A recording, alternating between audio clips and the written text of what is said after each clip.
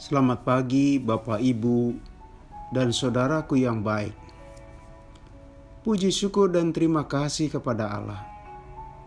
Pagi yang baru kita masuki. Semoga tidur dan istirahat semalam menyegarkan fisik kita dan jiwa kita. Firman Tuhan untuk direnungkan diambil dari Yeremia pasal 1 ayat 6. Maka aku menjawab, "Ah Tuhan Allah, sesungguhnya aku tidak pandai berbicara, sebab aku ini masih muda."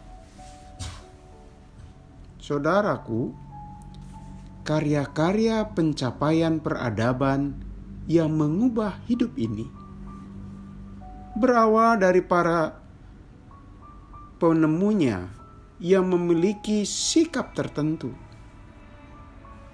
Mereka merasa yakin bahwa apa yang akan mereka buat kelak bisa menjadi kenyataan. Lalu berlanjut dengan tekad, kegigihan, dan sikap pantang menyerah. Kita ambil salah satu contoh, pesawat terbang. Jelas ini merupakan temuan dari peradaban yang sangat mengubah hilir mudik manusia dari satu negara ke negara lain, dari satu lokasi ke lokasi lain, ditempuh sangat cepat dan nyaman. Dari Jakarta ke London, tidak perlu butuh waktu berminggu-minggu. Dari Jakarta ke Papua, dalam hitungan waktu 4-5 jam, kita bisa sampai di sana.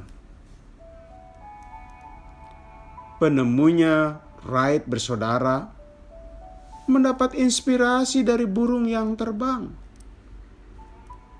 Mereka berkeyakinan jika burung bisa terbang, kelak manusia pun bisa. Dari sanalah saudaraku, mereka membuat eksperimen. Gagal, coba lagi. Dengan kegigihan dan keyakinan bahwa tidak mustahil mereka bisa mewujudkan mimpinya. Terbukti benar. Dimulai dari penemuan mereka terhadap pesawat terbang sederhana yang bisa terbang sejauh 250 meter. Dengan waktu tempuh 59 detik. Bandingkan dengan pesawat modern yang punya kemampuan jelajah kecepatan 900 km per jam.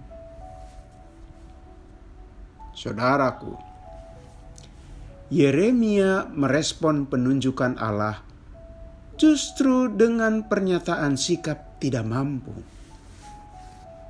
Sang nabi sadar, pekerjaan seorang nabi harus dilengkapi pandai berbicara dan usia yang telah mapan. Sedangkan dia sendiri tidak memenuhi standar harapan manusia waktu itu. Dia tak fasih berbicara dan usianya masih muda. Bagaimana ia mampu mewujudkan tugas kenabiannya bila dia tidak disertai modal awal yang optimisme? Padahal kita suka beranggapan seseorang yang menanamkan pada dirinya tidak punya kompetensi justru benarlah. Ternyata di kemudian hari dia gagal dan tidak mampu. Saudaraku, kekurangan pada diri Yeremia berupa tidak ada sikap dan watak yang optimis. Belum dia menyatakan, "Ah Tuhan, sesungguhnya aku tidak pandai berbicara." Ternyata Tuhan, saudara-saudara, melihat itu, mengambil inisiatif. Dia melengkapinya. Dengan apa? Allah menjamah mulut Yeremia. Allah membuat Yeremia bisa menghilangkan keraguannya.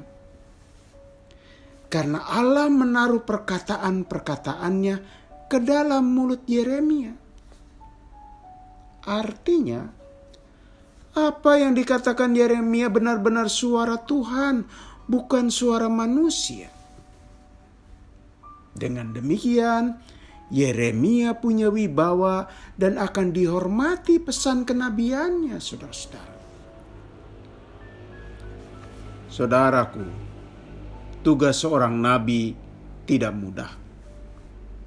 Dicemooh, dianiaya, dan banyak menjalani hidup dalam kesendirian.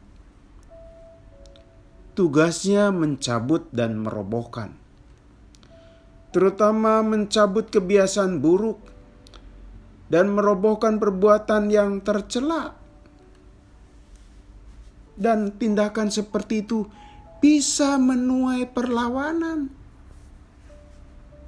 Dari dulu hingga kini, orang tidak mau kebobrokan hidupnya diusik. Ada reaksi balik bersifat penentangan, saudara-saudara. Disinilah pentingnya kegigihan. Tidak cepat kapok jika karena memenuhi panggilan Allah malah dibenci. Kita tahu ini tidak mudah, karena manusia lebih senang diterima daripada ditolak. Jika tadi Nabi Yeremia ditugaskan mencabut dan merobohkan, seiring dengan itu dia diminta membangun dan menanam. Membangun kebiasaan baik dan menanam benih perilaku terpuji pada hati umat Tuhan. Saudaraku, jika ditarik bahwa itu juga bukan hanya tugas Yeremia, itu juga menjadi bagian tugas kita, tugas Anda, tugas saya. Maka kita juga harus membangun karakter baik dan menanam watak terpuji. Seorang ibu atau bapak berkata pada anaknya, "Nah, ayo bilang terima kasih, kamu sudah diberi sesuatu." Sesungguhnya kita sedang membangun watak tahu menghargai pemberian orang lain. Atau ungkapan, "Nah, ingat kamu ya, kesuksesan kamu tidak terlepas dari pertolongan Tuhan. Kamu harus selalu dekat dengan Tuhan loh." Itu kita tengah membangun watak bahwa Tuhan sebagai sangat berperan dalam sebuah kesuksesan. Begitu juga dengan nasihat. Kamu jangan cepat putus asa. Masih ada hari esok. Itu ajakan membangun mental yang tidak cepat putus asa menyikapi kegagalan, saudara-saudara.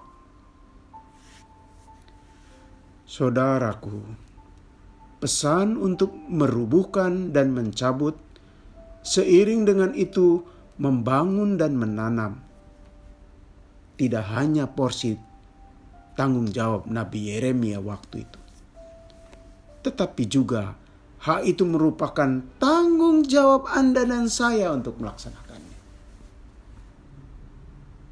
Memang tidak mudah. Sering banyak orang pesimis. Tapi kita belajar dari para penemu-penemu peradaban manusia yang mengubah hidup ini. Mereka memulainya dengan optimis. Terlebih dalam pekerjaan Tuhan.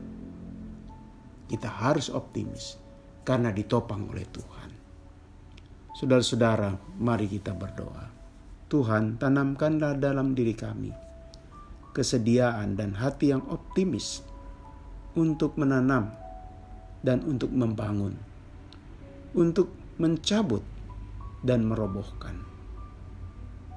Mampukan kami dan kuatkan kami Dalam nama Tuhan Yesus kami berdoa.